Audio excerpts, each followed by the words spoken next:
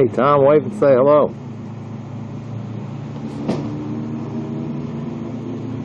Tom? Attaboy.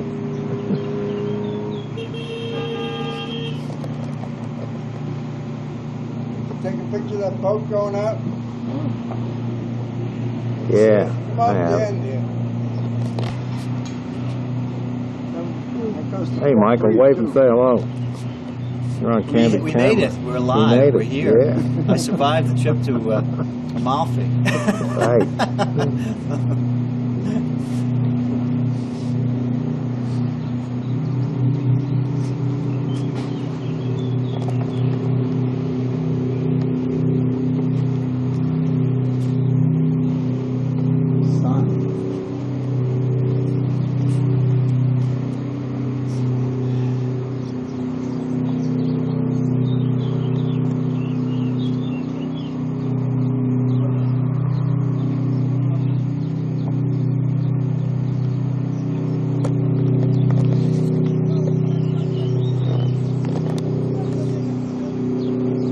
Mike, is that my imagination or?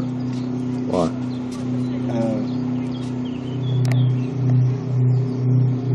What? Is that the Leaning Tower of Amalfi? That's what it must be. You see it? Yep, I see it.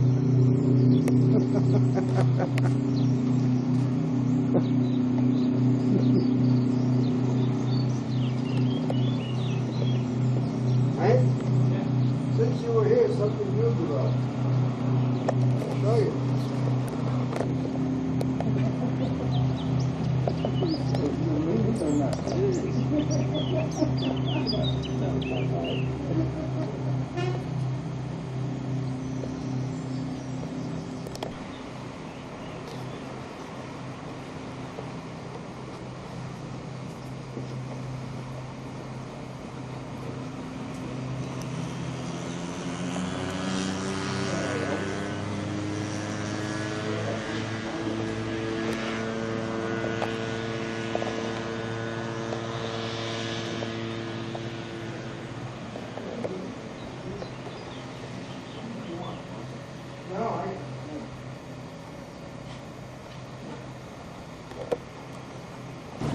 There we go, I'm all set. Finally got the right time, right date. This is Amalfi. As you can see, May 27, 1993. And we'll just pan around a little bit.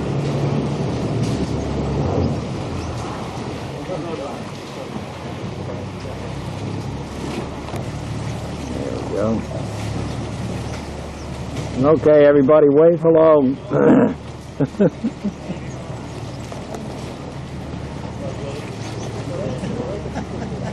There you go.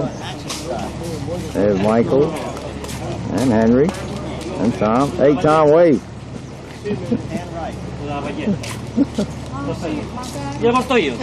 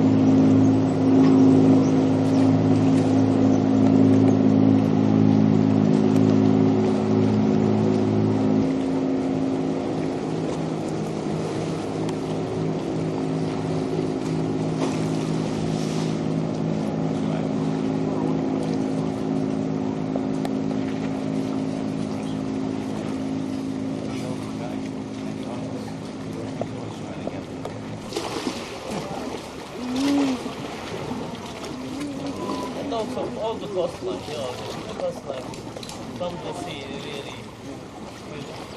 Depends how long you can go to Positano and Belfi.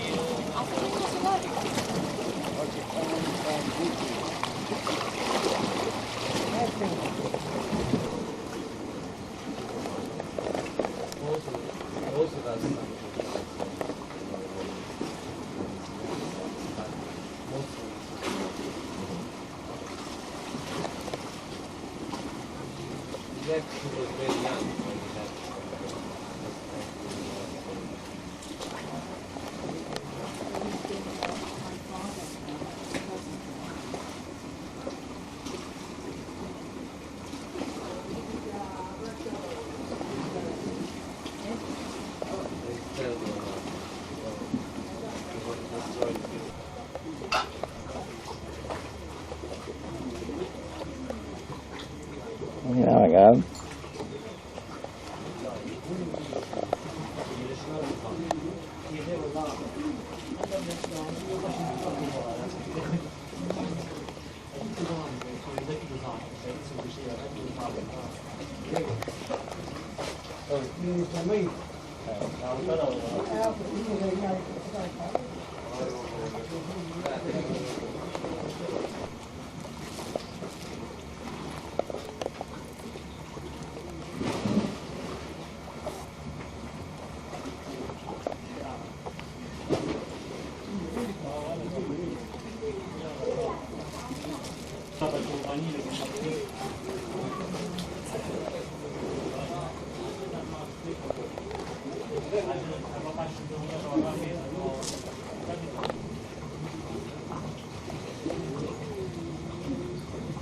Yep, got you.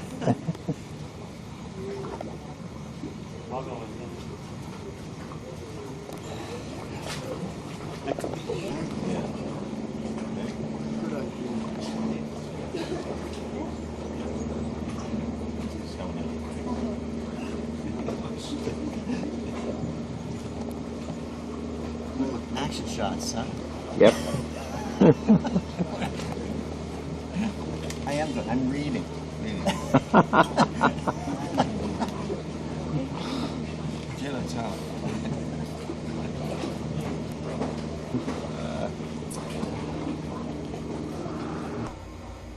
This is the elevator ride down to the beach.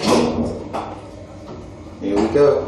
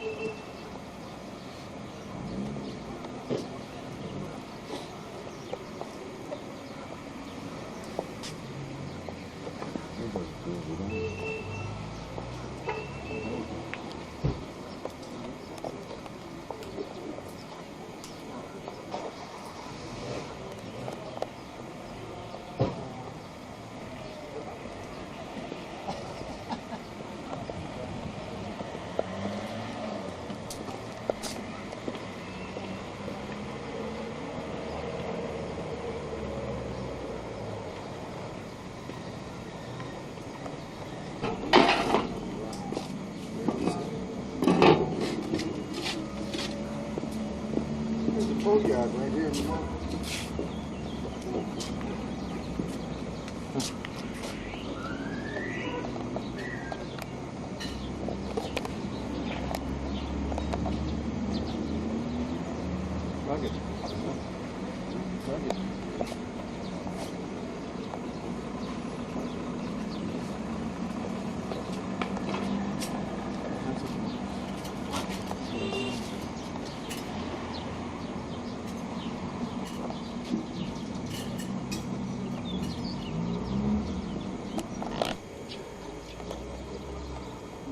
That's a fantastic view. You sitting down and got those mountains in the background.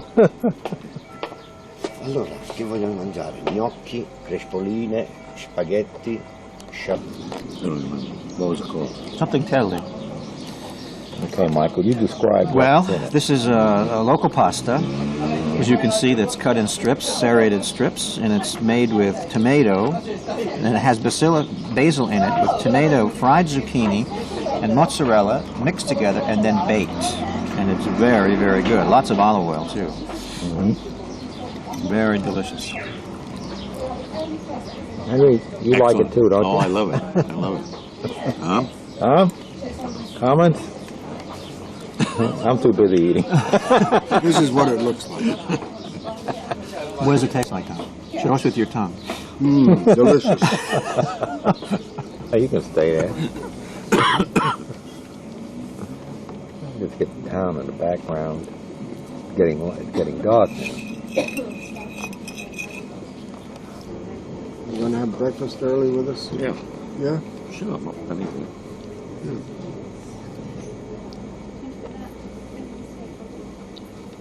You have an alarm clock until they wake up. Wake up.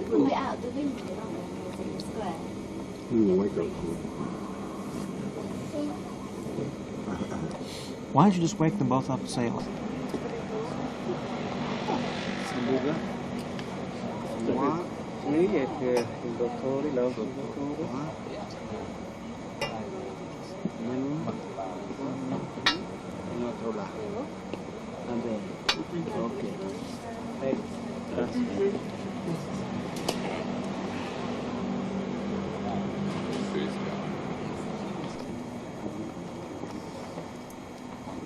Well, it's the second night here.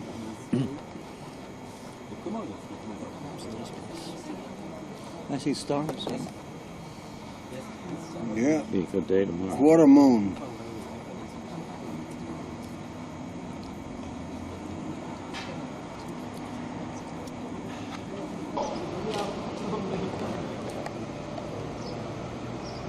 Oh, I got you.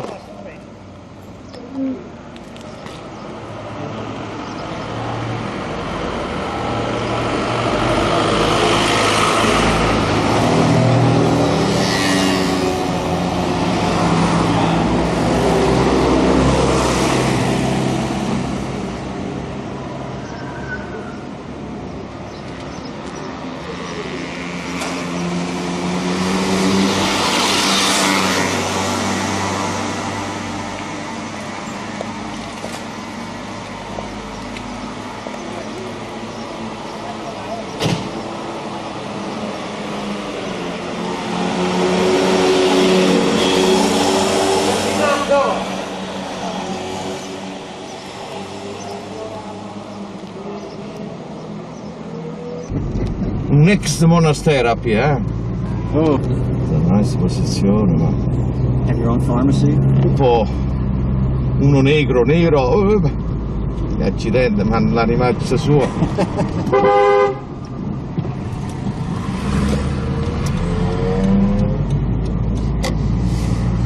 Troppo lento sono queste macchine automatiche.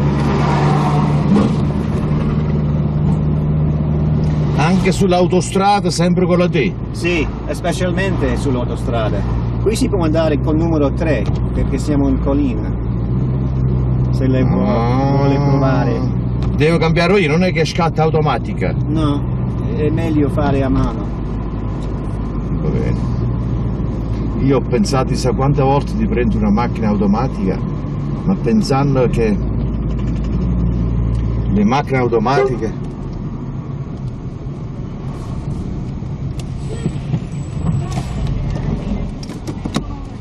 adesso io che devo mettere? I negri.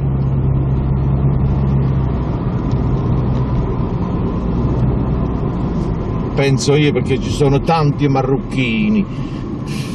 Lei va a Napoli, è come se stesse a New York. A Napoli? A Napoli. Davvero? Marocchini? Marocchini, negri. Marocchini italiani Polacchi. o marocchini marocchini? Marocchini, no marocchini italiani. Marocchini italiani. What does he think set off the bomb? Oh, nobody knows. Maybe it's the I mafia. don't know. He said what? E qualche quadro era distrutto o no? Qualche quadro, sì, hanno distrutto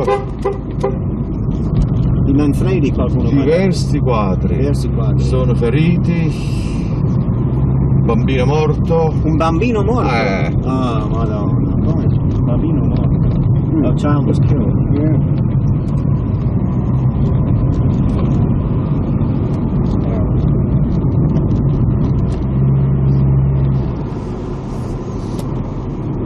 Autobus.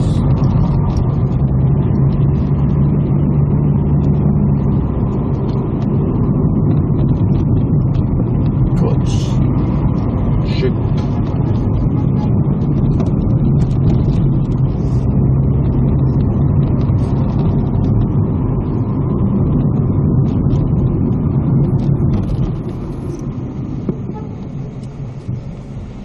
You notice some little statuettes and ceramics of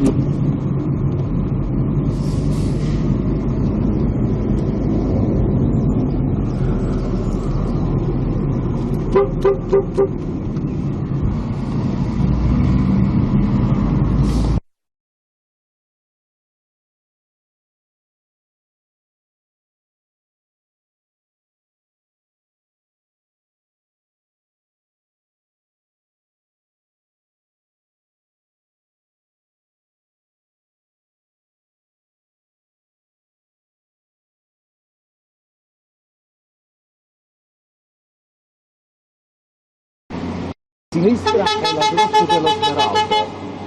On the left is the Emerald Grotto. where?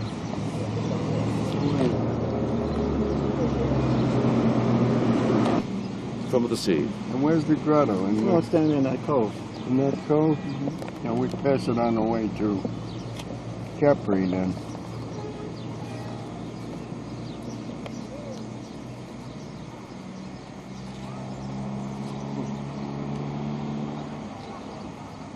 You see this rock? This is volcanic. All the Yeah. Volcanic.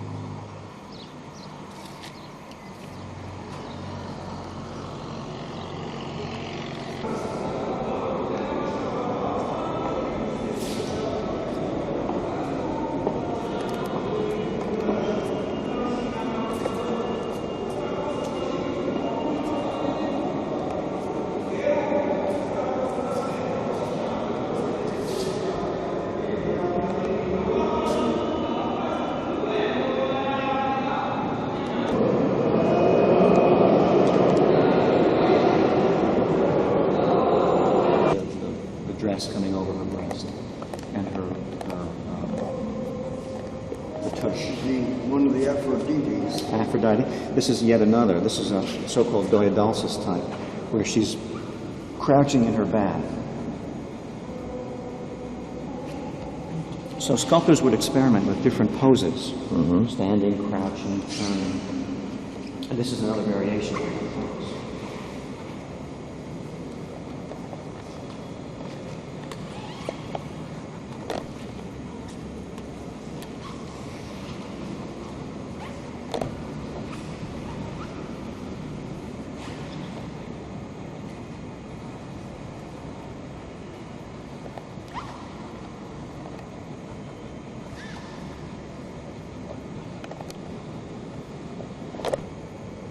Discovered in the 16th century. I think in the baths of Caracalla.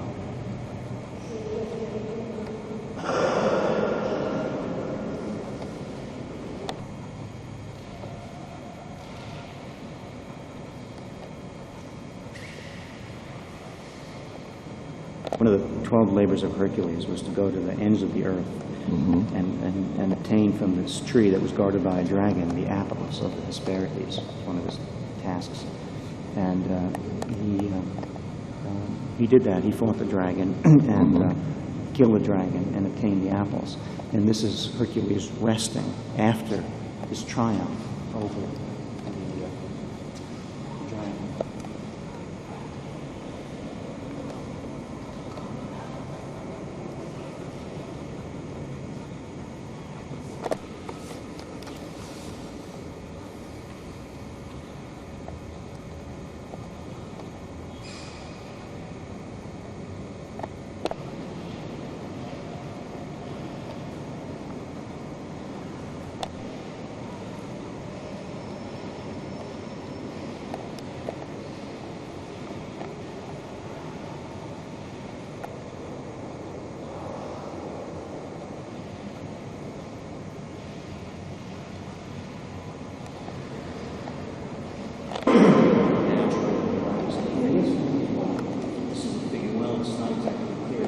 Achilles and Troilus cameras, but he's striding forward. He's moving. The idea of motion is. Yes. The head is a restoration. That's an interesting philosophy. The colossal head of Antonius Pius. They used busts the way we use portraits, photographs of presidents or post offices.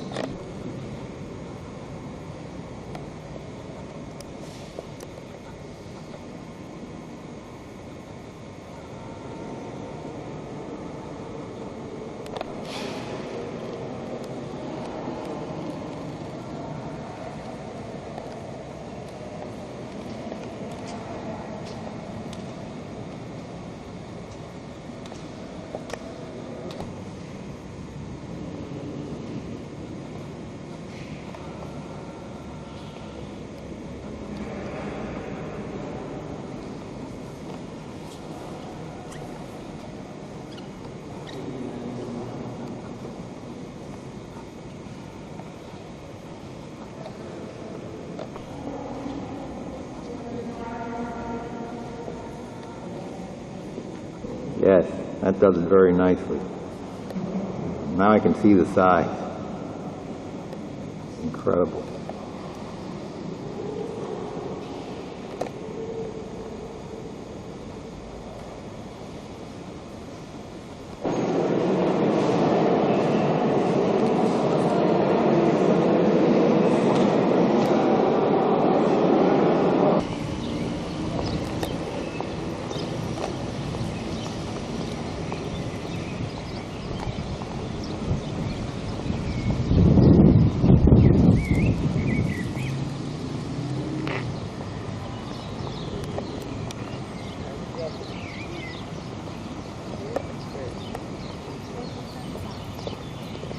You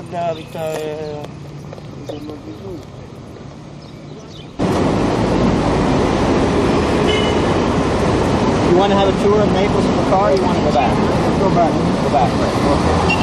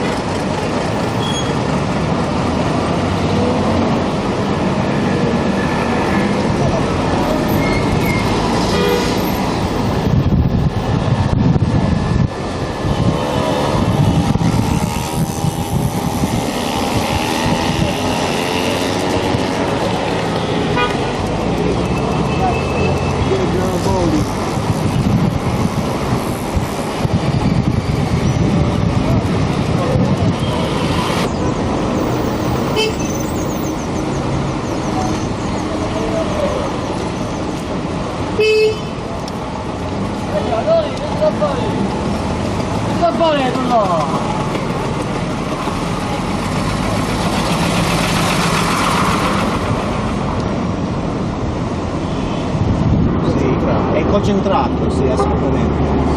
Sono i sali minerali. Esattamente, come per andare a una spa.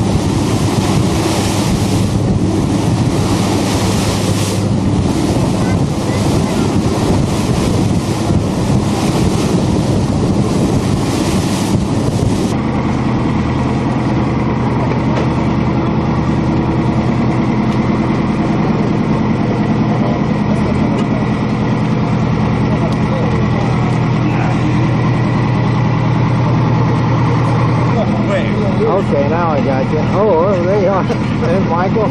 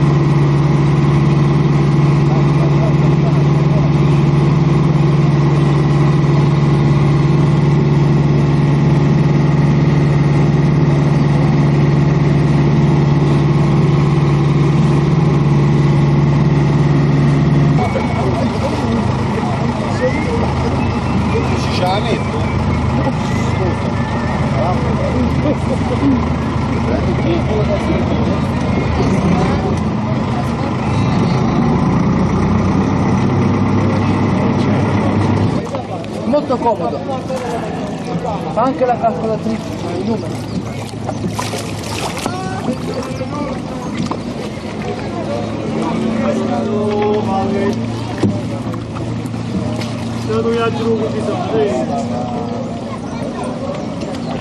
Lei paga per due, signore? Io pago per due. Va bene. Ok. Okay, you pay or you pay? Yeah.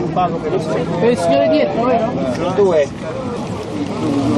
Hands inside, everybody. This was rediscovered on May 16, 1822, by Angelo Falcone, a fisherman. Although it was known in antiquity, there are Roman remains inside. It became very famous in the early years of the 19th century. Germans and Austrians, poets, painters, came here in great numbers. One of the wonders of the Italian coast, Grotta Azzurra. Benvenuto alla Grotta Azzurra, signore.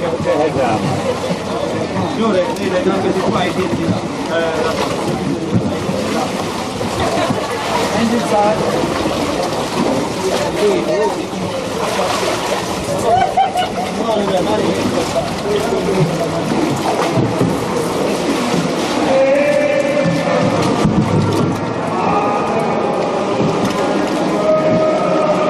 Ciccio! Edo!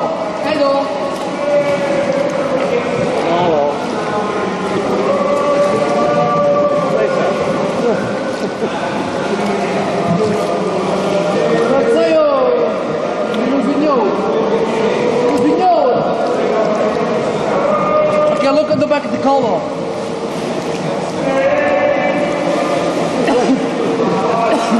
This looks like a black rug. Yeah.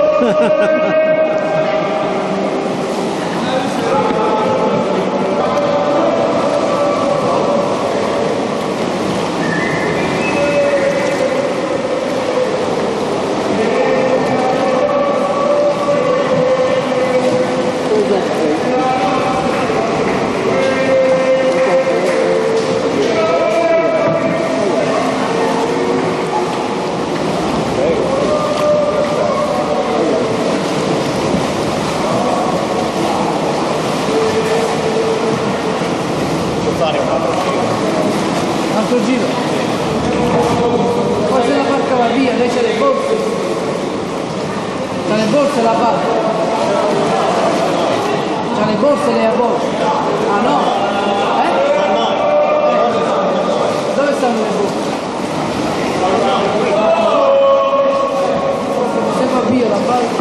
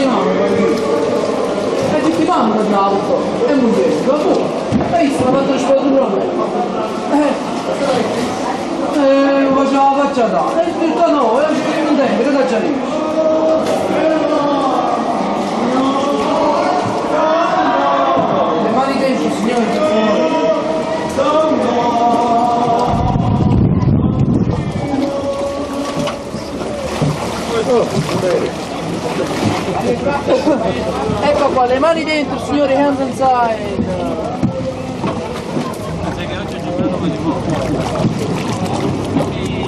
Eccoci qua. Ok, everybody sit up now, slowly, slowly.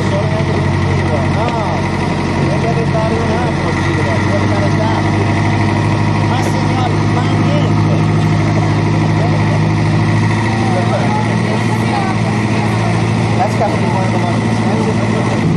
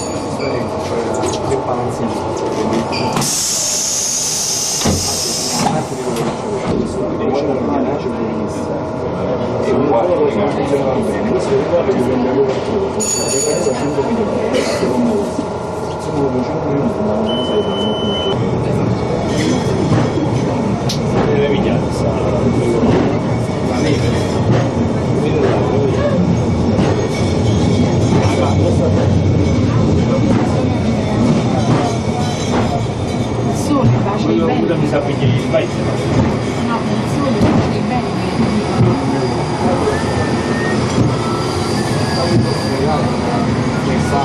why not?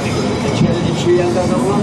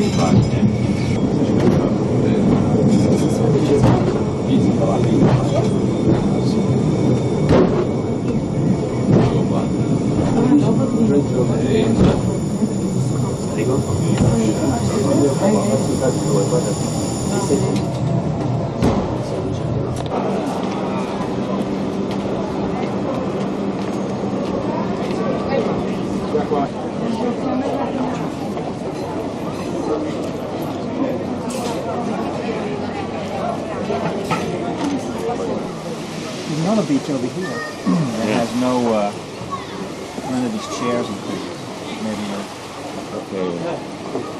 don't have to pay 20 minutes. Allora, pronti? Credo di sì. Again, so I have it. Okay, give me that story again about those rocks. About the rocks. We're not going to go with Michael's story. No, wait till the waiter comes and ask him. Oh, okay. All right. Michael's story wasn't too plausible. L'isola delle Sirene. Delle sirene. Sì, l'Odissea. Odissea. Sì. Questo è il punto. Polifemo, sì. Sì. Dicono. E dove abitano le sirene? Quello è lo scoglio delle Sirene. Così dicono. You go through those rocks, you go through the gates of heaven and serenity. Not serenity, the sirens who lured Odysseus. But actually, I think it was somewhere. It was actually between Sicily and Italy, supposedly. But he had himself lashed to the mast, and he put wax in the ears of his crew so they couldn't hear the siren song as they rode past. And of course, every neutron in his body was trying to free itself from the ropes which held him to the mast, but to no avail because the crew had lashed him tightly. And so they rode past the siren songs and the rocks, continued their odyssey. The sirens lured many an unhappy sailor to their deaths on those rocks. With their lovely music and their lovely bodies, but then rip them limb from limb. So that should be a lesson to all of you. The next time you hear a woman singing beautifully, stay the hell away from her. That's an old story.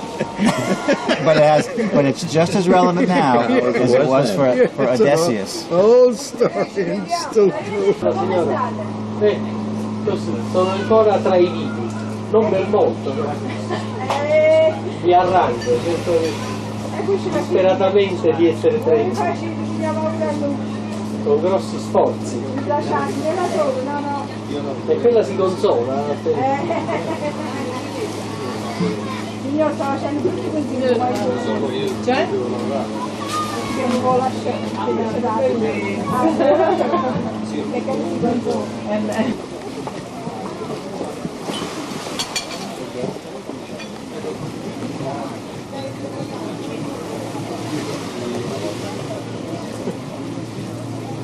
That's a man. Tom. No, it isn't. Jesus. What the heck?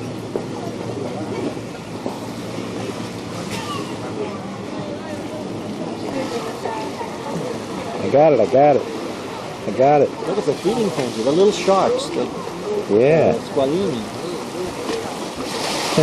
Piccoli squalini.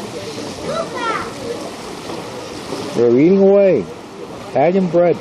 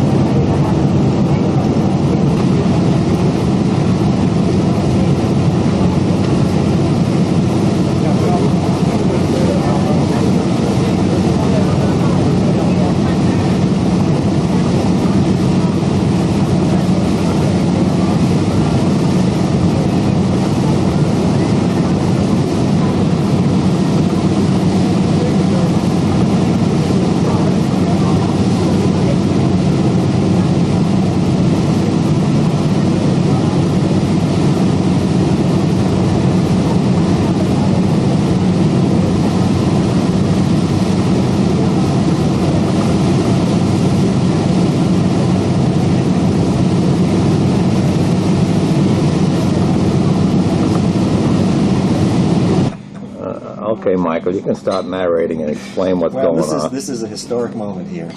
This is when my father makes his first sandwich. In 70, You see? It's 79 years. See, he's cut the bread, and now he's put the ham on it, and he's put the cheese. He's doing very well. He's about to pick up the second one.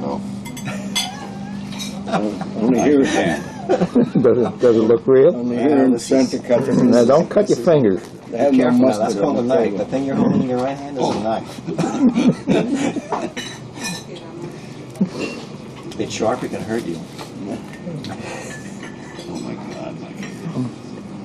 I'm proud of you. You I'm proud of you. Make it. No, I didn't He promise. saw how well you made your sandwich. And, he was Dad, someday I may not be here, and you'll be hungry, and there'll be bread, and there'll be prosciutto, and there'll be cheese. You won't know what to do with it. But no, Michael, That's right. you're not going to eat my sandwich because of the butter on it. Don't you worry. Well, congratulations. All right, wait, he's not done yet. There What it did he goes. do with that? He's putting it on. He's putting. Oh, back okay. out. Separate it. It's separated a little more. Separated, okay. Yeah. There you go. Tuck it in. And I had to trim these fat off this prosciutto. Now, since you're a surgeon, you know how to do that. No, I've lost all. That's the tastiest part of the prosciutto is the I fat. know. Yeah, it goes right to your coronary artery. Yeah. It sits there. I don't want to hurt that. You want to keep that. He's getting it, he's getting it. There he Getting goes. it. It's in there. All right, there goes the That's it. penultimate piece of prosciutto. Lots of fat on this piece. Well, you're doing a good job. You see, it's not as hard as it looks. One has only to try. And there you have it, ladies and gentlemen.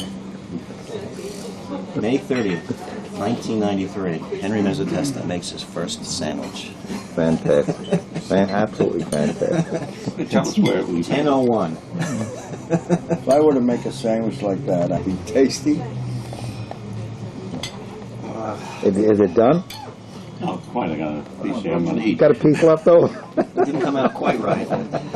Hey, it's his first time. Give him a Very good, very good, very good.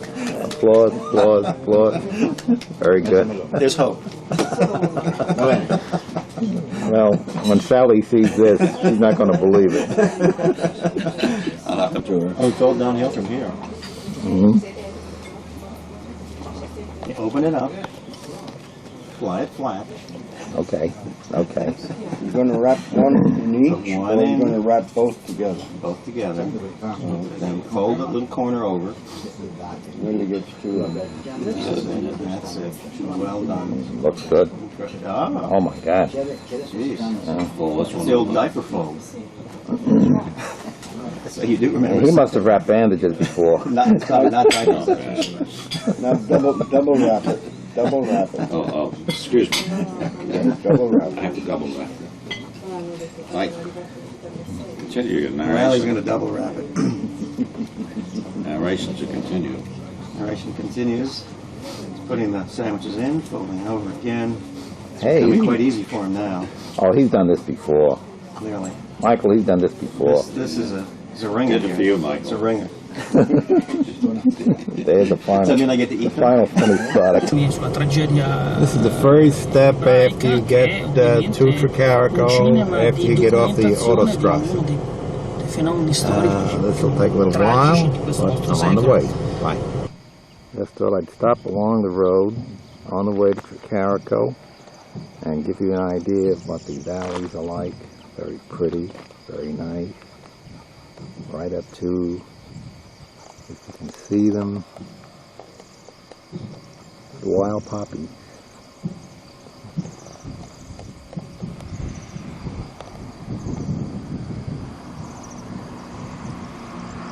Very pretty.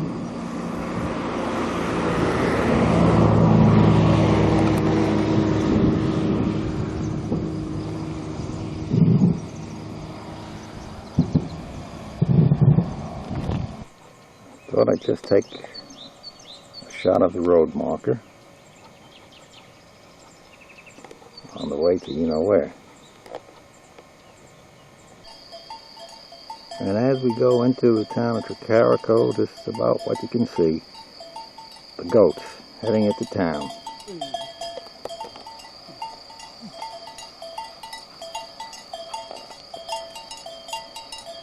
There you go.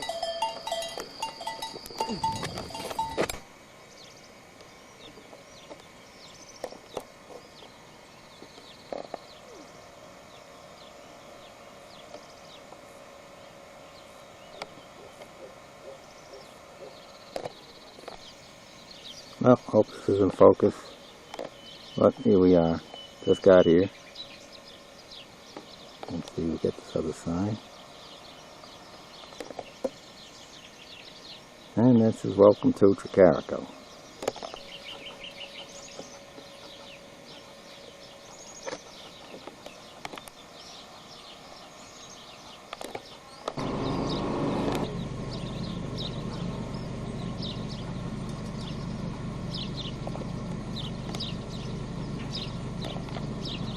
That's the tower, that's the main part of town.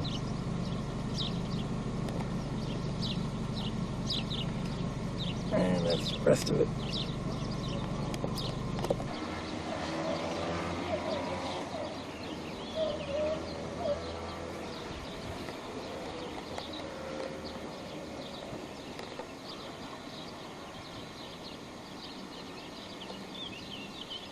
And as we pan around, we come across something old and across something very new. Guess they have some architects here too. No idea what that is.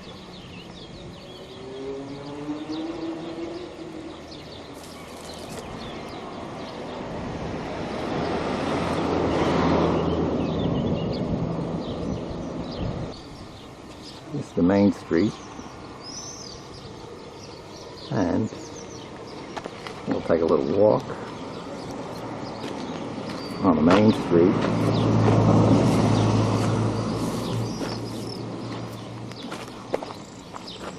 And take a look at the valley.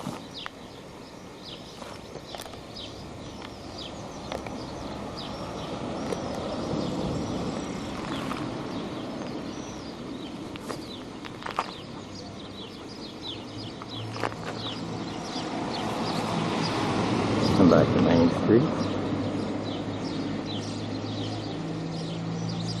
You can read that.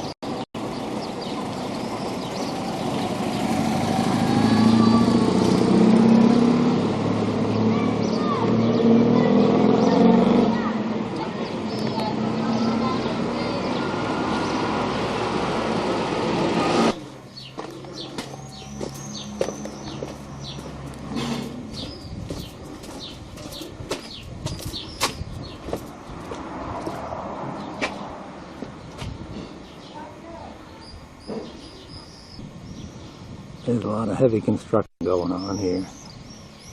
Everything is totally closed down. Too bad.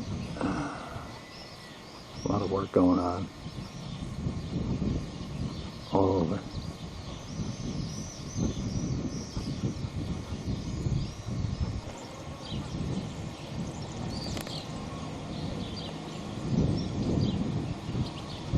That's the new sandstone bricks. Rocks, stones that will go up.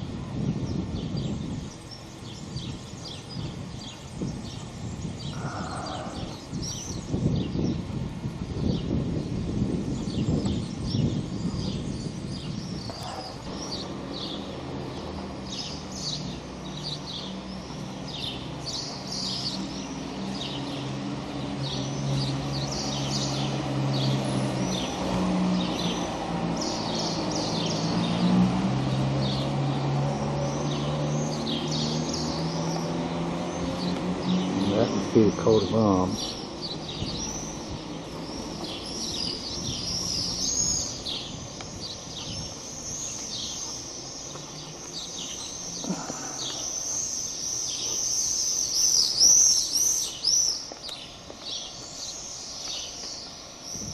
And that's the overall picture.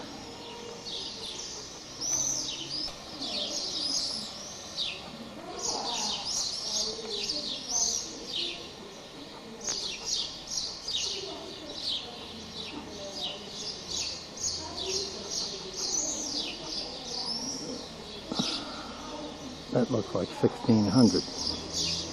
MDCL.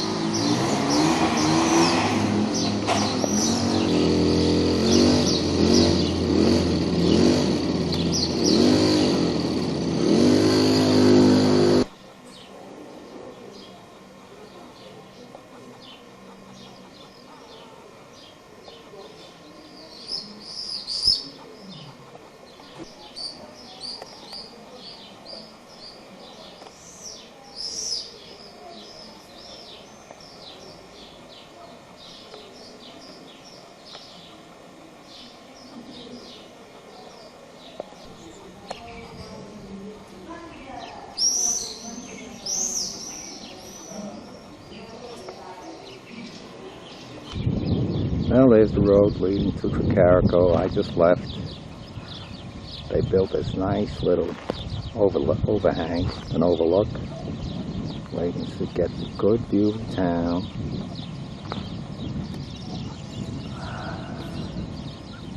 And I just walked through a good part of it. Very interesting.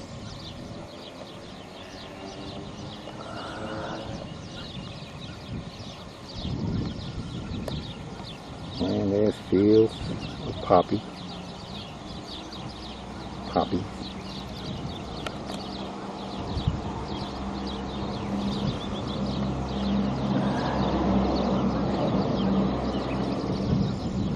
Come on.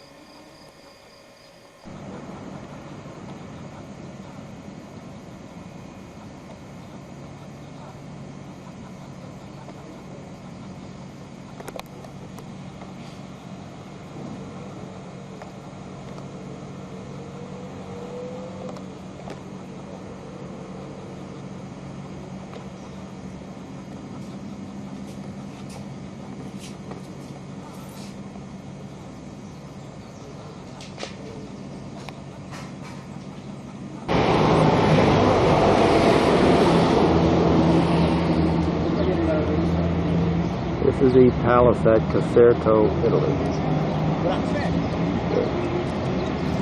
Just north of Naples. Loro non pagano entrata dentro che hanno superato i 60 anni. Signori che hanno superato 60 anni, sì, non pagano entrata. Ah, benissimo. And you? Let me get the tree in this picture.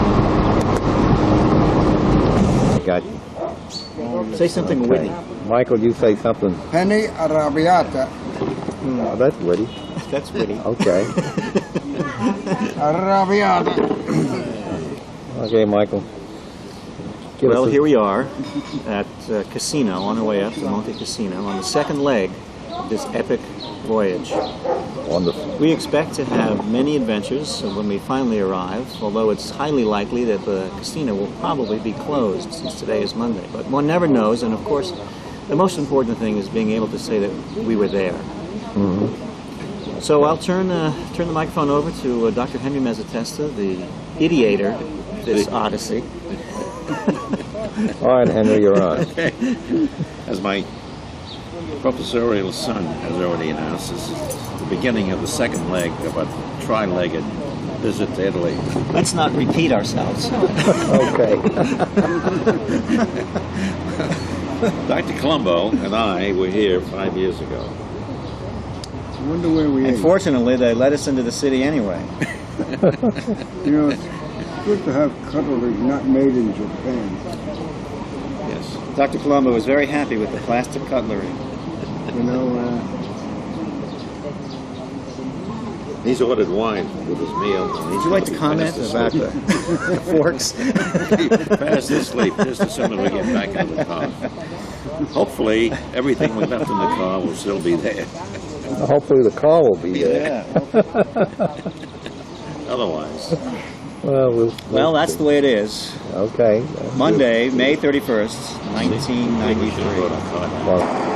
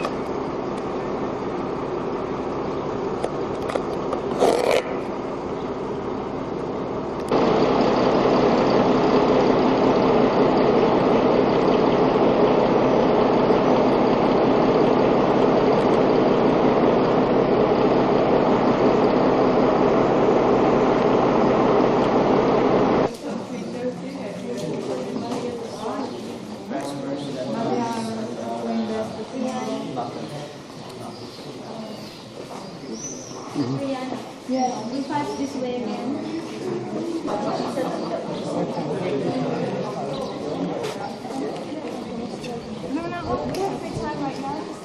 Is that six? Stand. I think that's what she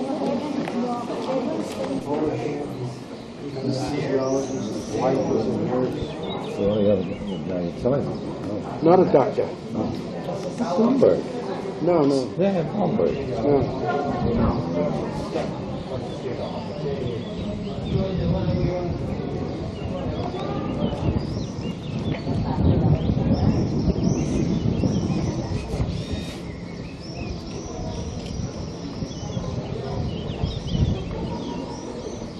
Henry?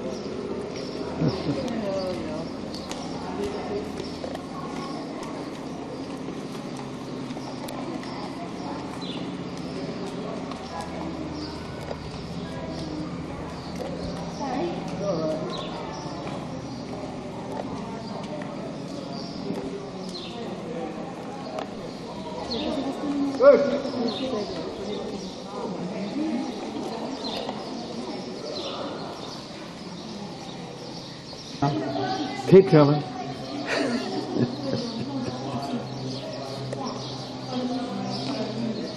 Fritta mister.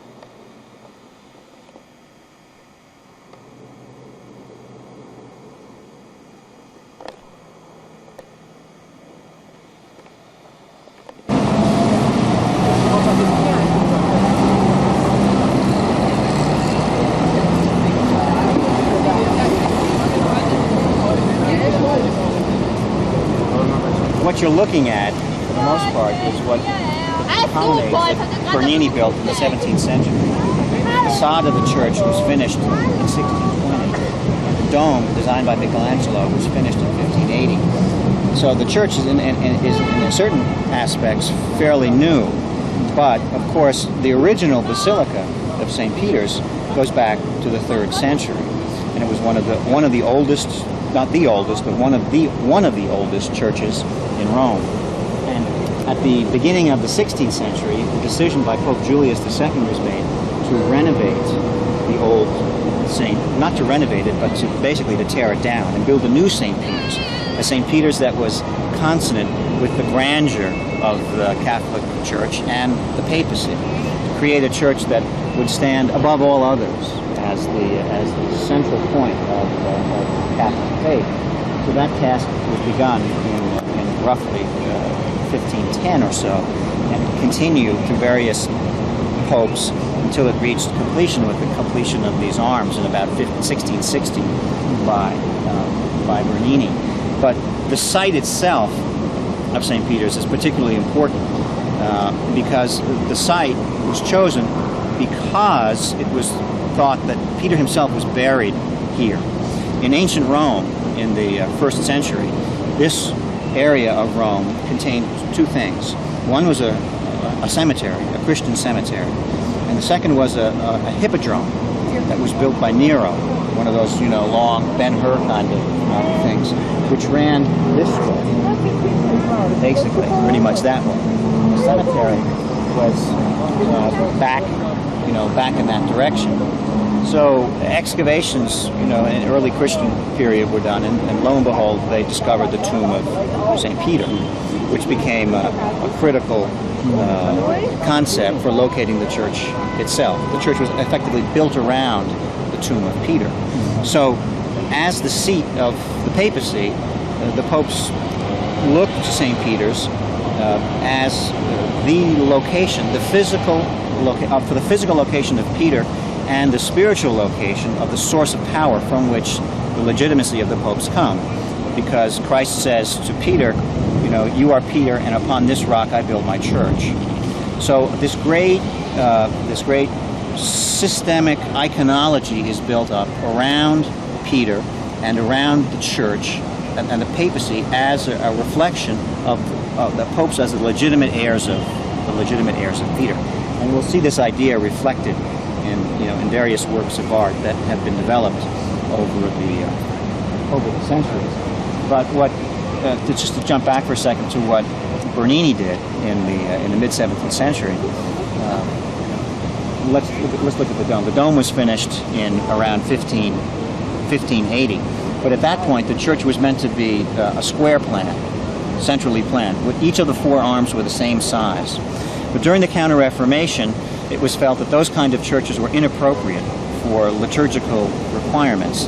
And so a decision was made in the early years of the 17th century to extend the nave outwards. So as we walk in, you'll see you have to walk and walk and walk and walk until you finally get to the crossing. And that decision basically changed the proportions of the facade to the dome. And as you get closer to the dome, you'll notice you can't see it. It goes from view. But like the setting sun. So, the facade itself has this extraordinarily powerful impact with these pilasters, these flattened pilasters on the outside. And as you move towards the center, the facade moves out, and you go to half columns to full columns. So you get this very strong definition around the central portals. And right above the central portal is the benediction loggia, where the Pope on special occasions gives his special benedictions, urbi et orbi, when he's not doing it from the papal apartments up there, and where, when a new pope is elected, the Cardinal Camerlenga appears to say, Nuntio vobis gaudium meum habemus papam. We have a pope. I was here when the current pope was announced. It was in this square right over here. And it was filled with thousands and thousands of people. And of course it was at night around 11 o'clock. And it was as if this whole thing were designed as a kind of stage set. And I think that reflects in a way the genius of Bernini, his ability to take architecture and turn it into a kind of scenographic wonderland. But that's not to say that Bernini was just making sham, fictive architecture. You can see here that these colonnades, which are 4 deep, are massive travertine forms. And the idea of these two arms, and they're called bracci, the arms of the colonnades, was meant to do several things. It was meant to provide cover for processions, the passageways, carriages that were coming up. The Bernini will represent the outstretched arms of the church, right, which embraces the faithful, calls back the schismatic, and welcomes the heretic. So it's embracing all of a welcoming embrace of all of Christendom. There was a smoke symbol. Where was it when the Pope was to be? Well, in the Sistine Chapel, the building, you can see it's the corner of the building over there, and there's actually a pipe coming up from it. Yeah. That's where the smoke comes up when the consistory, the College of Cardinals meets to decide who is going to be Pope. So, I mean, what you're seeing here is a complex system of ideas in which all of the saints are invoked. If you look on the top of the colonnade, there's something like 120 saints here, all of which were designed by Bernini and carved by his army of sculptors, and all of which symbolize the triumph of the church. St. Peter's is about the triumph of the church, the triumph of Catholicism during the great age of the Catholic Reformation. And the obelisk? The obelisk, an interesting story about the obelisk, was brought here in the late 16th century, and as part of a series of the erection of obelisks all around the city of Rome. And it was a huge engineering feat to get it up. I mean, there are actually frescoes which record the event. They built tremendous scaffolding. They had hundreds of horses, hundreds of men. One of the best engineers of the time was involved in figuring out how to get that thing up on its base. So you were talking about. I mean, the Italians. They're great artists, but they're also great engineers. They figured out how to do things without the kinds of pneumatic and mechanical devices that we have today. And this obelisk was from where? This was actually from the hippodrome of Nero, which was right here. We had been lying here for many years. So the obelisk, which is an ancient Egyptian form, here is topped by the Kiji Pale, the ball, and then on top of that, the cross. So here again, all of the symbols that you see here are meant to signify the triumph of the church. You see, and the Pope and his family, the dynastic and the ecclesiastical all get intermixed, and the political. That spiked star, is that 8 points? 1, 2, 3, 4, 5, 6, I think it's 8. Yeah. And I see that on a lot of churches. Yeah, well, it's the stemma, the coat of arms of one of the papal families, the popes. Were done by an artist named Filarete, and they were done in the late 15th century, and they were done for the old St. Peter's. And they're interesting for a number of reasons. One, of course, is that you see this extraordinary influence of antiquity, this kind of decorative scroll motif. The appearance of nude figures around the side shows that they were looking at the work of ancient Roman art and using it as a point of departure to develop a new style. But also interesting about this door is that it shows a narrative scene of the sentencing and the crucifixion of Peter.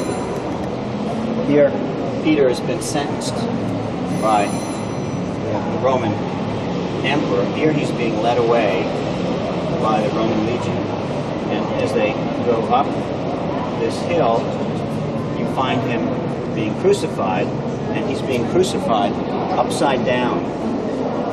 Okay?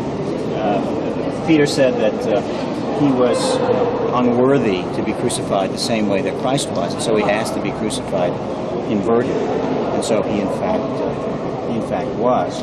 And the story, and this is the tomb of Hadrian that we just passed a moment ago, now the Castel San Angelo. So there's a topographical reference that's going on here. Here's the Tiber, the river.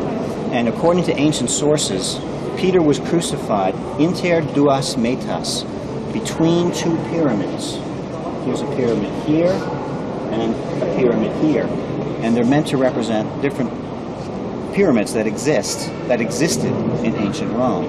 So the notion of him being crucified between two pyramids, you sometimes see in paintings with the cross stuck between two pyramids. I mean, literally touching the edges of the two pyramids. But it's really meant to refer to the area up on the Janiculum up on the hill up here where Peter was crucified, and that location also is a site of special veneration. San Pietro in Victoria. When I first looked at it, I figured there was somebody on the cross and they were taking him down. Taking the cross down from the left. See him? See his hammer? Yeah. He's hammering, he's holding the nail, he's going to hammer it through Peter's. Yeah, I see them now. Yeah. He has his hammer. Florence, made in Florence. This was done in Rome. This was done. And what is that insignia on top? Florentine. Oh, that's his signature. The signature of the artist. Artist? Yes. Opus Antoni de Laurentia Florentine. It's his signature, and Peter giving the keys, right, to Pope Eugenius III, who commissioned the doors. So you'll see over and over again the reigning Pope who commissions a work of art appearing, receiving the keys from Peter himself, thereby stressing his own legitimate descent and his right to power. The biggest church in the world. Where are the mark of the next biggest church? They're in the floor here. They're along here. Yeah. Somewhere. You'll be able to see them. They're the little plaques on the floor. Cave that was added in the late 16th and the early 17th century. It was finished about 1620. And of course, the plan of the church evolved from Bramante's original plan through a series of architects.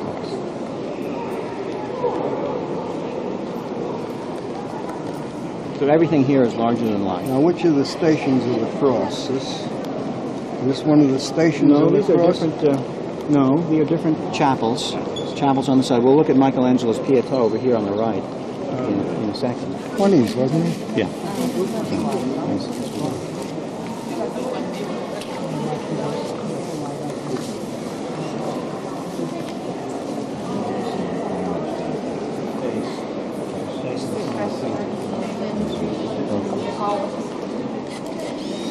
Where's we can right here? Well, they had to take it somewhere. I was moved to concentration. They had a plaster cast of it. You know, it's in the Vatican Museum that helped them to fix it. But this work is interesting for a number of reasons. Also, it's one of the early works of Michelangelo. It was commissioned by a French cardinal and was meant to go on his tomb, and it made a tremendous impact when it first appeared in the old St. Peter's. It was in the French chapel over on the left side. What you're looking at, this so-called Pietà, was a familiar type from the medieval period and the early Renaissance, and the scene represents the moment when Christ is taken down from the cross and is held in his mother's lap. We were looking at this with two of you with Annibale Carracci's Pietà in the Capri Museum. We were talking about this a little bit. Here you have a sort of stripped away all of the narrative figures that go with it, and so you're concentrating on two figures, the Virgin and Christ. Well, I say that this tradition was well known in Italy and also in Germany. In Germany, it was called the Andatsbild, or the image of grief. And you would see the Virgin weeping, crying, and holding on her lap the figure of Christ, who was frequently either much bigger than she was or much smaller. The proportions were all strange. And certainly those kinds of sculptures were, for the most part, under life-sized.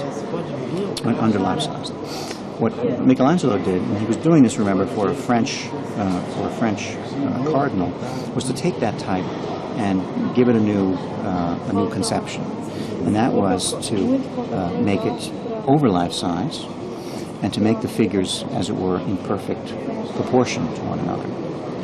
So you see the Virgin holding the image of Christ on her lap, and he dissimulated sort of the difference in their sizes by this vast pile of drapery, which is placed between her legs. It creates a kind of base. It all somehow seems right, the way the two figures work together as you look at it. So the other thing that he did was, in that earlier tradition on Dutch builds, the figure of Christ, the body was frequently shown bleeding, broken, battered, tormented.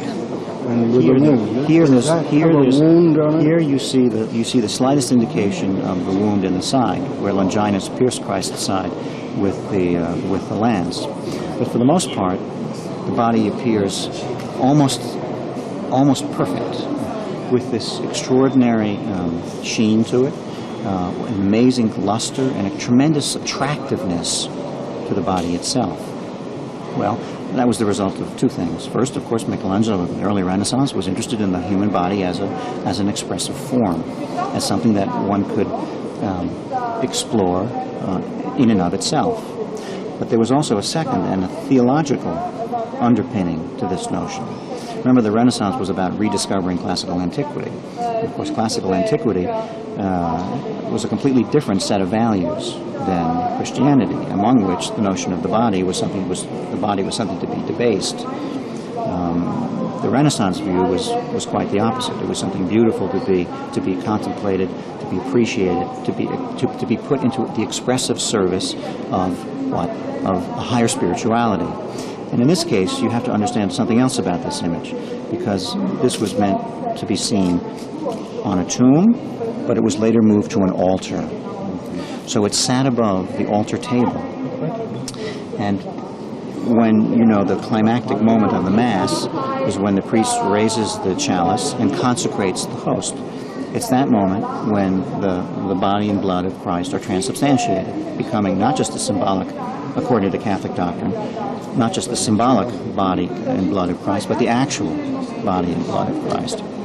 So what you're looking at here is an allusion not just to Christ's death, which you certainly see, but with the Virgin's left hand, if you look, she extends it outward.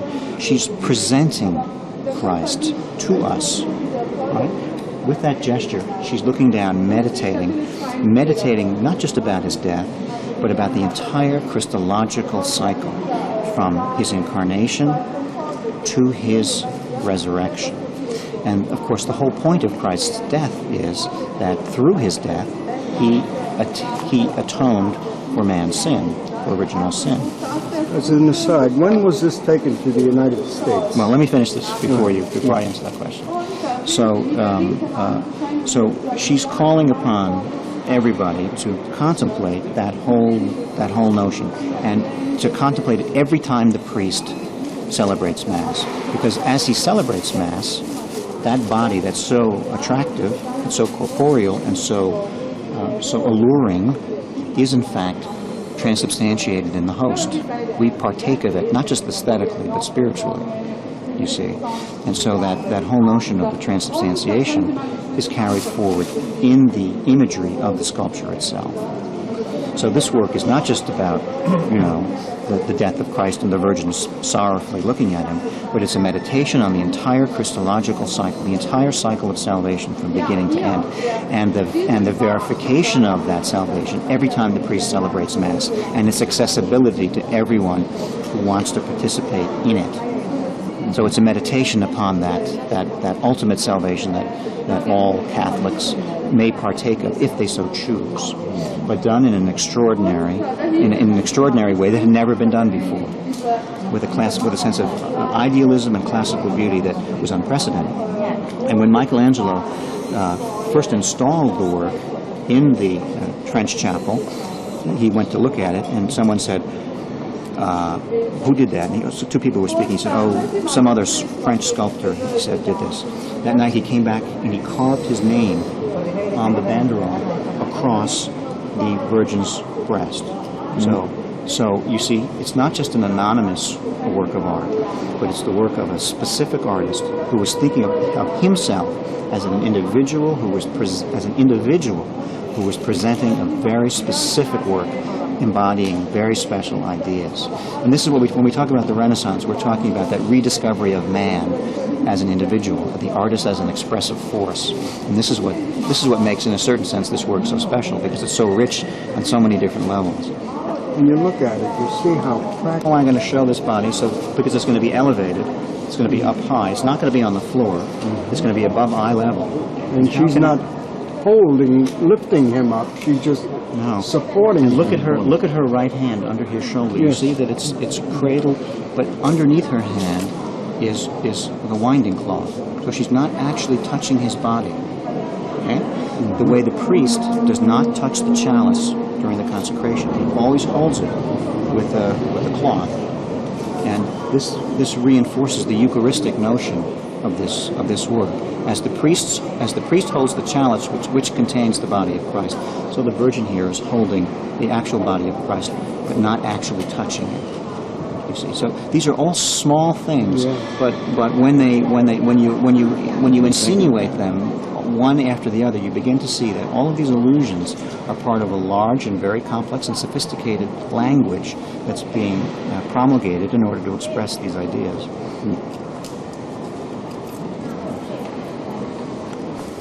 Sculpture is by Bernini of the Countess Matilda of Tuscany, who was a 10th century ruler who was buried in Lombardy, and in the 17th century she made a particular benefaction of land to the church.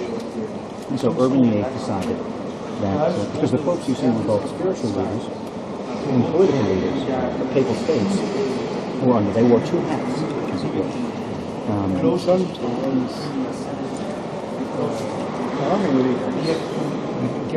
Well, they had their own armies, for sure. Military leaders. So the Pope arranged to have her body taken forcibly from the place that it was interred in Lombardy and brought to Rome, where Bernini designed this monument to reinter her. And that is his interpretation of Countess Matilda, who's holding the papal crown, cradling the papal crown in one hand, and the baton of rule in the other. And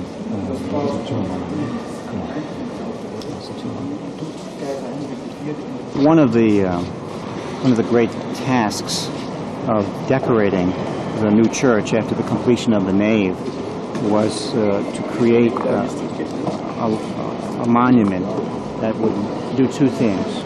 One, it would mark the tomb of St. Peter, because he's buried in the crypt below the crossing, underneath the dome here.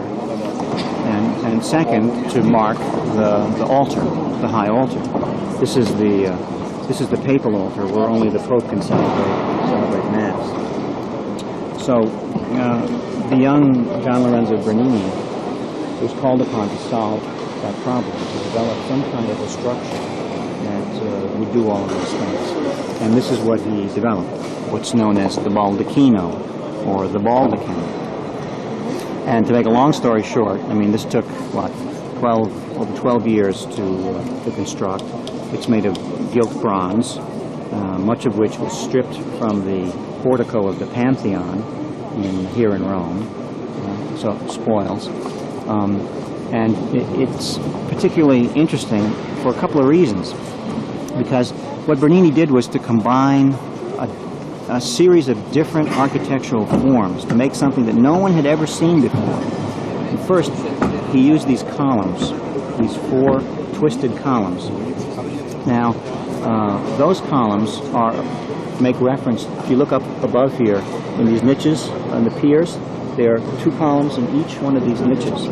And those are thought to have been columns that were brought back from Jerusalem by Constantine's mother, Helen, from the Temple of Jerusalem. So they had particular associations with the Holy City, the form of the twisted column, as coming from the Temple of Jerusalem.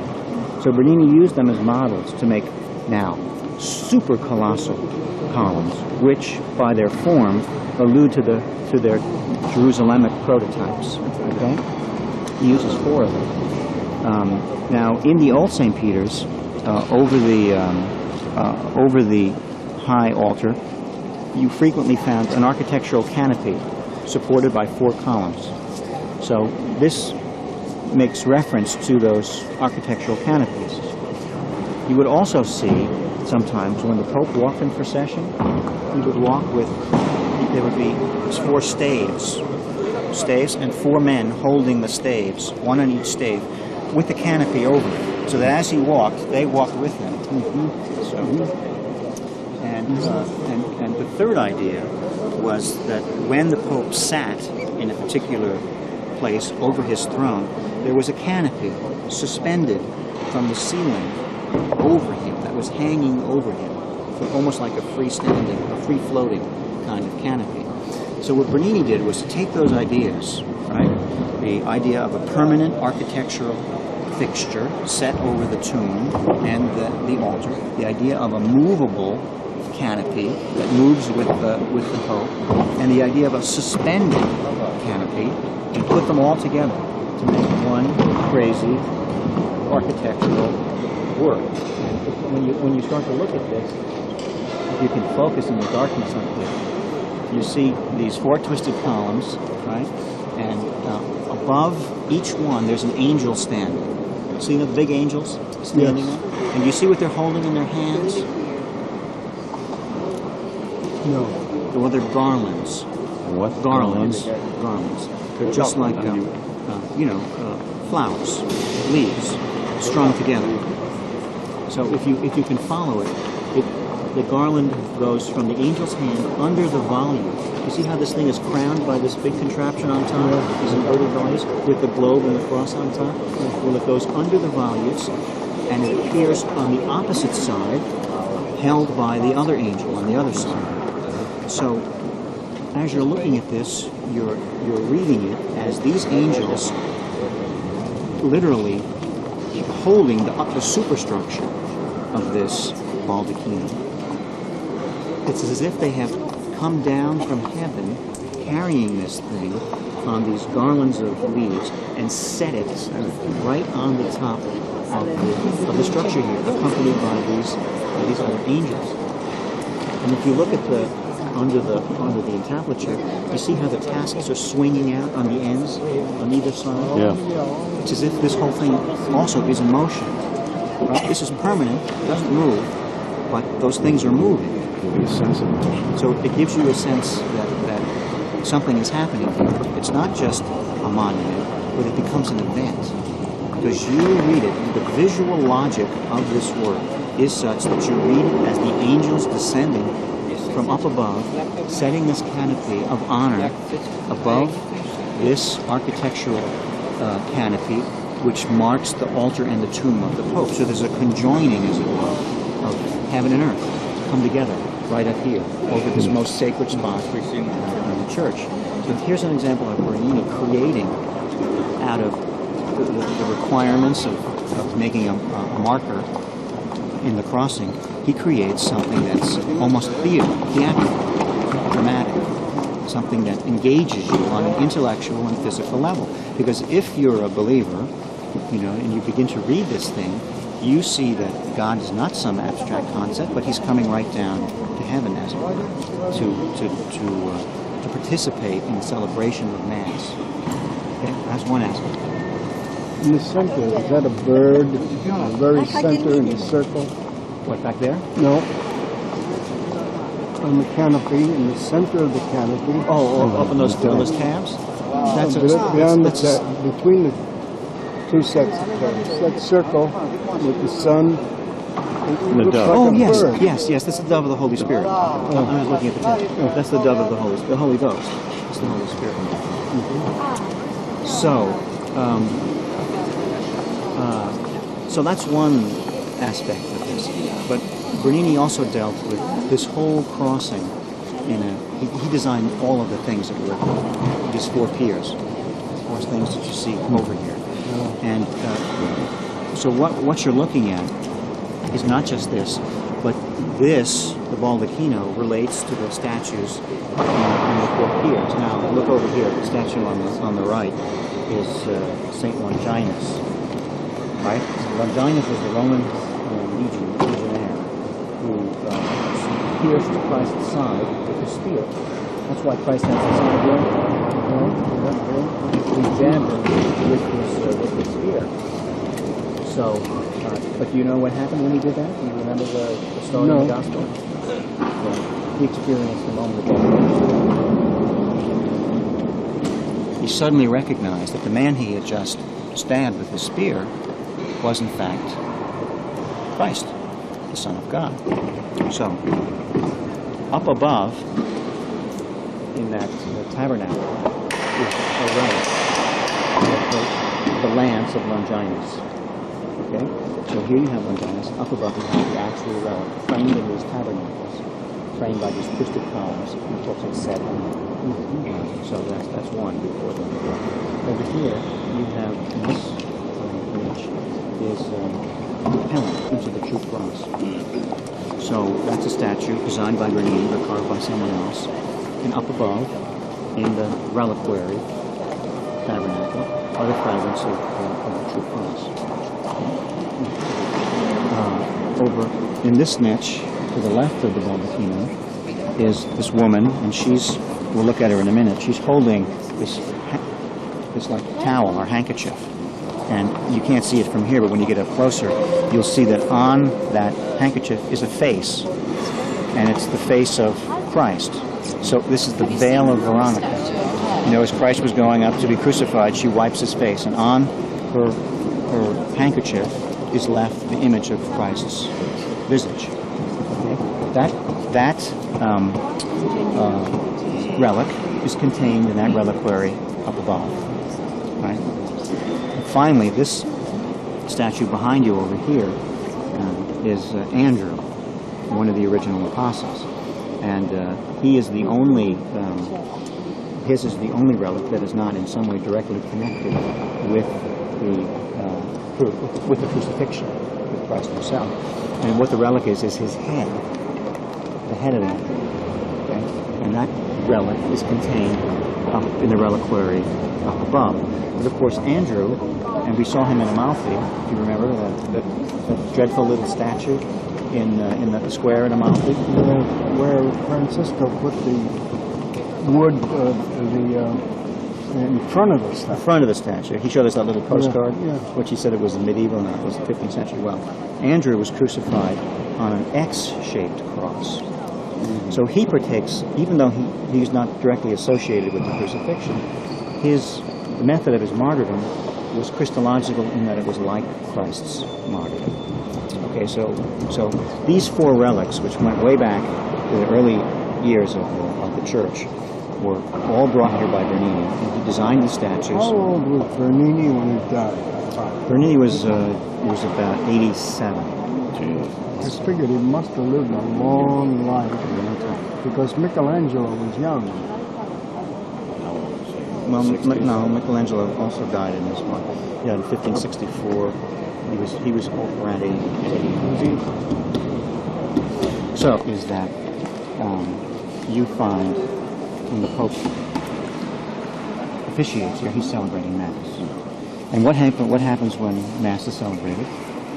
It's the symbolic reenactment of Christ's sacrifice and his resurrection. That's what happens in the Mass. That's the whole Christological cycle. That's the symbolic the death and resurrection of Christ, and we partake of that through the transubstantiation. So, you have to imagine that. You have to remember that that's what's happening here. And when you then look up above to the top of the Bald Aquino, you see what you see now is a ball, right? And above the ball is a cross. Well, originally, Bernini planned to have an over-life-size bronze figure of the resurrected Christ placed above the canopy. So, we begin to get the death of Christ, the resurrection of Christ, right?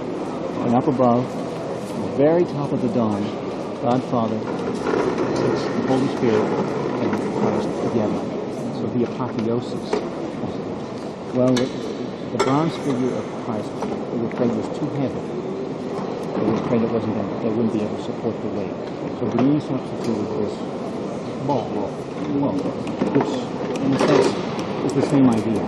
It represents, with the cross over the top, it represents the triumph of Christ. Okay? For the salvation of the world. So we've got all of this sort of vertical stuff happening here. At the same time, all of these statues are relating in some way to what's happening on the altar. The figure of Helen over there, holding the cross, the instrument of Christ's offering, and Veronica over here, the sudarium, as it's called, the veil, relate to the actual sacrifice, Christ's death, the actual event. The cross on which he was crucified, the veil on which he was, with which his face was implanted.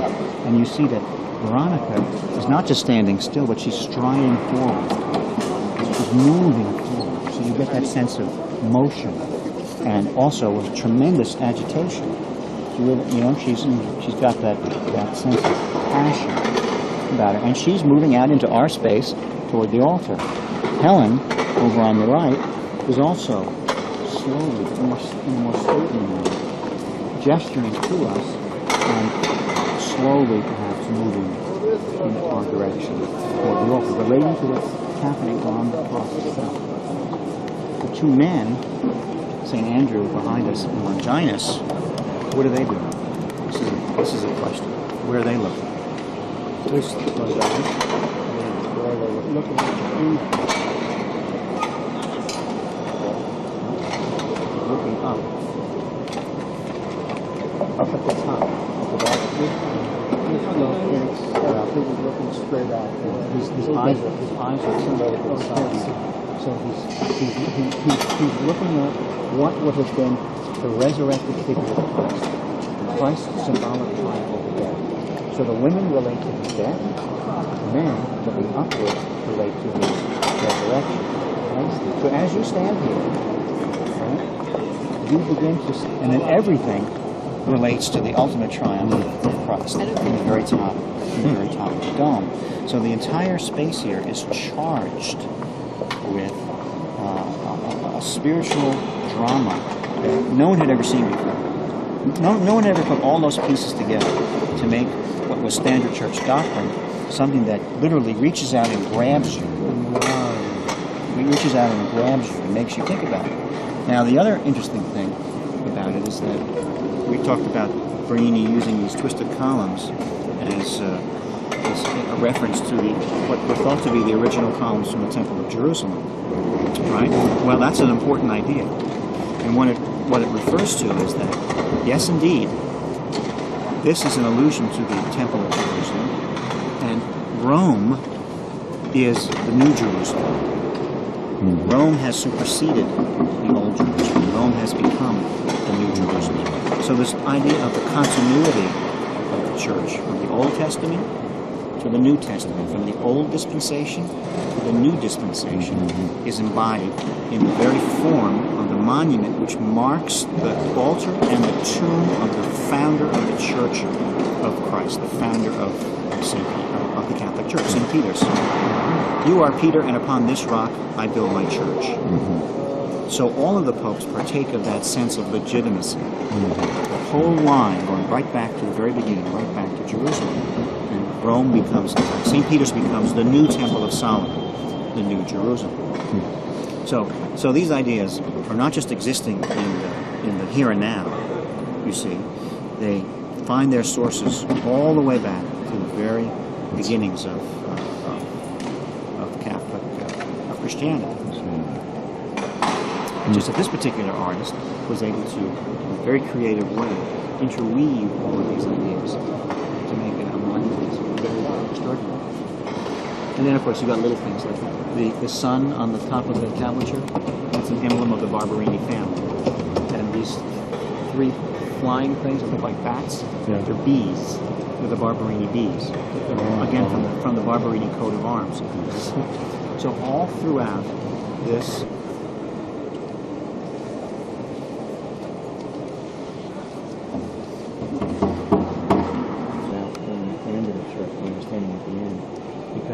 the Bald Aquino was finished first. It was begun in 1622 and was finished about 1631 or so.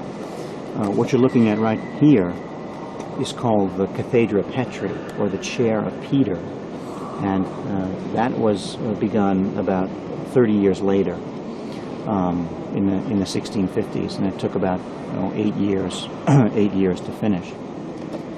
And Bernini calculated very carefully the effect, the visual effect of this work of art seen through the columns of the Bald Aquino. And as you walk up as you come into the church, that central door, as you walk up the center of the nave, you'll see how it's framed. And that's particularly important. You hit on something that's really critical in understanding what all of this is about. What do you think this is? What's this crazy thing? What is this thing we're looking at? You said it was a chair of Peter. Chair of Peter. What's the Chair of Peter? It looks like the cardinals are supporting and giving their faith to St. Peter. Tell me what else you see. Just describe what you see here. You're in this too. Yeah. Just take it apart. Don't try to figure it out. Just describe what it is you see, starting with the bottom part. Here you have the altar. There's jasper, Sicilian jasper. Then you have these figures. How many figures are there? Well, we see 4. 4 figures. Okay. And what's the next major component? The next major component is the support of the legs. Don't describe. Don't tell me. Just tell me what you see. You see 4 figures. What are they holding? Supporting legs. They're holding a chair. To a chair. Okay. And what else do you see? In the chair. Yep. What do you see on the chair itself? You see, looks like other figures. Angels, those little angels, are holding the papal crown. Okay, now what else do you see? In general, you said clouds. Okay, what else? Empty chair. Empty chair. Cardinals. They're lifting it up? All right, well, they're holding it, or they're doing something to it. What else do you see? What else do you see here? Clouds, what else? Look like columns with the sun coming through. Columns? You see the Holy Spirit, that window you asked me about a minute ago. Yeah. That yellow stained glass window with the dove of the Holy Spirit. And what's around it? Angels. Angels. What else?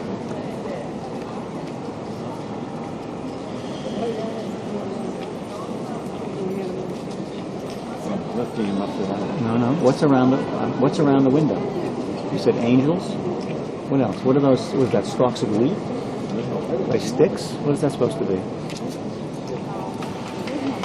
It looks like men. A man on the right, perhaps a female on the left. Well, angels don't have sex. I mean, they're genderless. Nor do they have sex. It looks like stalks of wheat on the right-hand side. Now, you mean over there? That big angel holding? That big angel is holding? Well, probably a palm frond, symbol of victory. But what are those other things coming out at the bottom on the left and the right and on the top? What are those?